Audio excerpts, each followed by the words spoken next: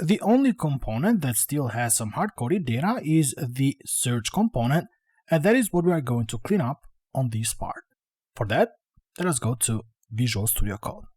Now, if I go to the search component.ts, in here I don't see any arrays, and that's because the data for the search component is still hard-coded in the HTML file. So what we are going to do in here is that we are going to first set up the HTTP client to get the data from the JSON file, set this data to an array, and then we are going to update the tbody in here to load the data using the ng4 directive. So let us start with the search component.ts. For that, I'll just use the home component. Since I have already written this code, so I'll just copy. And then in here, after the activated route, which we have said is used to get data from the URL or from the route, I typed a comma and then pasted the HTTP client. So this way, I have injected both the activated route and HTTP client. And then down here on the ng on init, I'm going to call the method this.searchMovie, or maybe just movies. Then down here, I'm going to create this method, so search movies, and then I'll go back to the home component. I'm going to copy this part, paste it down here. I'm going to load the data from the movie search, so assets data then movie search.json, and then I'm going to create another property. So just type in here search result.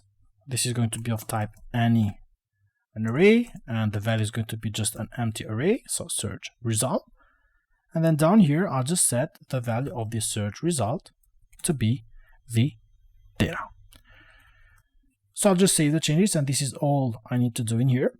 The next step is to just go to the search component.html, just collapse the Explorer.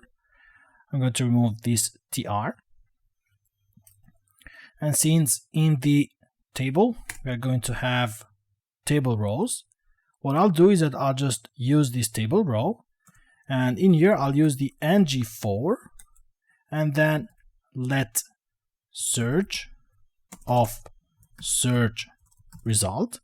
So basically I want to iterate through all the items in the search result, and then by using the properties on the search I will set all the values in here. So let us start with the image in here, source. Now since we are loading the data from the component, we need to have in here the attribute or the square brackets, and then in here search dot image URL. Then we have the title. For that, using here search dot title. Then we have the description. So that search and then dot description. Now here, if you want to update the database target value, what you need to do is that you need to use the attribute key, or if you want, you can just leave it like that for now, and when we have real data, we're going to work on that part. The same goes for the router link. So if you want to use in here the router link, so this is the first button, the trailer, and this is the second button, the router link.